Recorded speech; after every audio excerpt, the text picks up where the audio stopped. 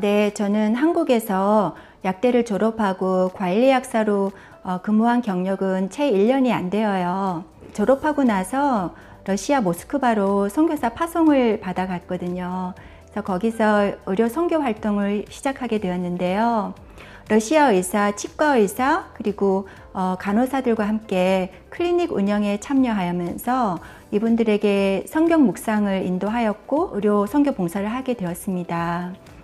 그러다가 여름에 미국에 있던 아는 동생이 단기 선교 여행을 왔는데 저희 집에서 한 일주간 머물렀거든요. 근데 그 동생이 언니도 미국에서 미국 약사 시험을 치르고 나면 약사가 될 기회가 있어요. 그러는 거예요. 근데 그때는 제가 아무 관심이 없었는데 10여 년 선교 활동을 마무리하고 미국으로 오게 되면서 그때 일이 떠오르게 됩니다. 게다가 우연히 제가 어떤 기사를 봤는데요. 미국의 시골 같은 곳은 약사가 부족해서 필요한 처방약을 구하지 못해서 사람이 죽어간다는 그런 기사를 봤어요. 그래서 자격시험을 통과한 저 같은 외국인 약사에게도 취업의 길이 열렸다는 그런 소식을 접하고 미국 약사가 되기로 결심을 합니다. 시험 과정은 상당히 험난했는데요. 전문 과목을 1차 패스하고 나서 병원 약국과 커뮤니티 약국에서 1000시간의 이제 인턴 수련을 채웠고요. 그리고 전문 분야 시험을 다시 약사법과 함께 2차로 패스를 해서 라이센스를 취득을 했어요. 처음에 저는 캘리포니아에서 약사를 취득했고 그리고 텍사스 주에도 약사를 취득해서 저는 2개 주에 지금 면허를 소지하고 있고요. 솔직히 이 과정에서 가장 어려웠던 것이 영어 시험이었어요. 그 당시에는 Test of Spoken English라고 해서 TSE 시험을 통과해야 했고 이것이 그 1세대 First Generation인 저한테는 정말 어려운 시험이었어요. 그래서 이 시험을 통과하기 위해서 그 TSE 시험 텍스트북 책 한 권을 거의 통째로 다 외웠고요. 그래서 3번 시도 끝에 합격을 했습니다. The reason why I called is that the doctor prescribed some medication which is antibiotic for him, and my record shows that he was allergic to same kind class antibiotic before. It's not like 100% the same medication, but there's like 25% cross allergy reaction between those two. 그리고 그때는 약사가 워낙 부족했기 때문에 약사 면허를 취득하자마자 약사가 부족한 지역, 지금 캘리포니아 팜데일이라고 거기가 LA에서 아마 운전하면 1시간 정도 위쪽에 있는 도시인데요. 거기서 월그린 스카우트 제의를 받고 보너스를 받고 약사 생활을 시작하게 됩니다. 그때는 소위 약사로서 어떤 커리어 호황을 누린 셈인데요. 지금은 꿈도 못 꿀 일이죠. 왜냐하면 이제 약대가 그 이후로 많이 생겼기 때문에 지금은 약사가 포화 상태라서 그때처럼 약사에 대한 대우가 그렇게 좋지가 않아요. 네, 열거하자면 많은데요. 우선 닥터의 처방전을 이제 다양한 루트로 받게 됩니다. 팩스나 전화 혹은 환자가 직접 드랍오프를 할 수 있고 요즘은 전자 시스템으로 닥터 오피스에서 직접 약국으로 일렉트로닉 트랜스미션을 해서 처방전을 다양한 루트로 받아서요. 안전성을 아주 세밀하게 점검을 하는 그런 역할을 합니다. 그래서 닥터가 처방한 그 용량이 안전 범위를 벗어나지는 않았는지 그리고 환자의 프로파일을 리뷰해서 복용하고 있는 약과 위험한 약물 상호작용은 없는지 그런 것들을 체크해서 그 리스크가 단계가 있어요. 1, 2, 3, 4. 그래서 한 1, 2 정도는 좀 문제가 있는 거죠. 그래서 닥터에게 연락을 하게 됩니다. 그래서 한 번 더 이 처방약에 대해서 리뷰를 해달라고 요청을 하고요. 사실 미국은 이제 이런 경우에 닥터들이 굉장히 협조적이에요.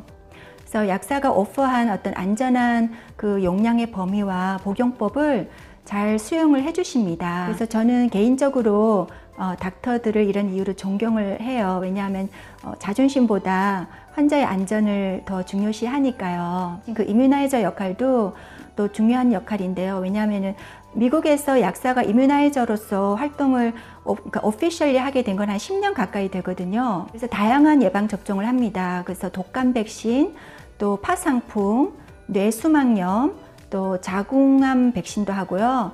대상포진, 폐렴 백신, 다양한 백신을 접종을 합니다. 그래서 항상 원할 때 원하는 백신을 접종받을 수가 있고요. 환자의 복용량과 관련된 이슈, 부작용, 보험 문제 등을 이렇게 처리하다 보면 굉장히 많은 문제가 발생을 해요.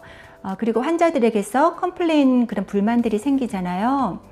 이럴 때 약사가 이 모든 것들을 책임을 지고 이슈를 해결해야 됩니다. 만약에 이거를 해결을 못하면 이제 무능한 약사로 평판이 나빠지거든요. 그래서 테크니션들이 보통은 1차적으로 환자들과 대면해서 이런 어떤 보험 문제나 이런 에러를 해결을 하는데 이게 해결이 안 될 때는요, 포기하지 마시고 반드시 약사에게 얘기를 하고 싶다고 그러셔서 약사에게 직접적으로 어떤 클레임을 하시거나 보험 문제 같은 경우도 그렇고, 그러면은 보다 더 손쉽게 문제가 해결이 될 수가 있어요.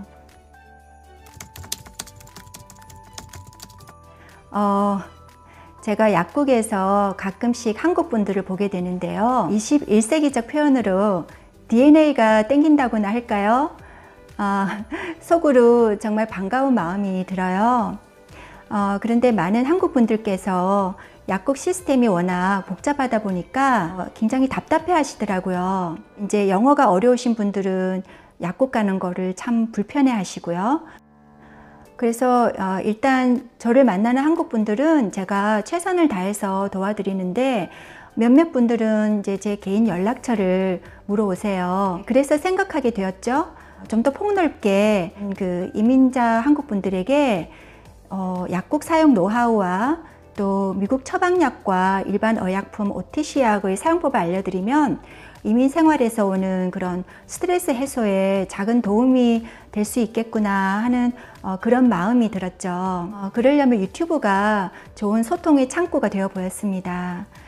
그런데 제가 생각만 이렇게 1년 정도 하고 계속 망설이다가 이번에 코로나 사태가 또 터졌을 때 더 이상 가만히 있지 말고 뭐라도 도움이 되어야겠다 싶어서 시작을 하게 되었어요. 네, 좋은 거는 저도 이 영상을 제작하면서 이렇게 테크놀로지에 대한 거 편집하면서 많이 배우고 있고요. 그 영상을 제작하기 위해서 제가 많은 자료를 또 찾아보면서 제 스스로도 많이 배우고 있어요. 그리고 이게 오래오래 남으니까 앞으로도 필요하신 분들이 그때그때 찾아오셔서 필요한 정보를 얻어갈 걸 생각하면 그게 상당히 저한테는 보람이죠. 안 좋은 점은 뭐냐면은 이제 제가 호랑이 꼬리를 잡은 거더라고요. 그러니까 저는 유튜버가 되는 게 어떤 건지도 모르고 구독자가 뭔지도 모르고 시작을 했고요. 예, 그냥 코로나 사태 때 이제 조금이라도 도움이 될까 해서 그냥 만들었는데, 이게 보니까 채널이라는 게 운영을 해야 되겠더라고요. 구독해 주시는 분들이 계셔서 또 그분들을 챙겨야 되고 또 책임감도 생기더라고요. 그래서 영상을 계속해서 제작을 해야 되는, 또 물론 즐겁긴 하지만 저한테 하나의 또 다른 어떤 프로젝트가 생긴 거더라고요. 네, 그래서 조금 더 바빠지고 있고, 꼭 안 좋은 것이라기보다 좋은 의미에서 챌린징한 그런 게 있어요. 시청해 주셔서 감사합니다. 풀 영상은 미국 재정 가이드 채널에 업로드 되는 대로 영상 하단에 링크를 걸어 둘게요. 안녕히 계세요.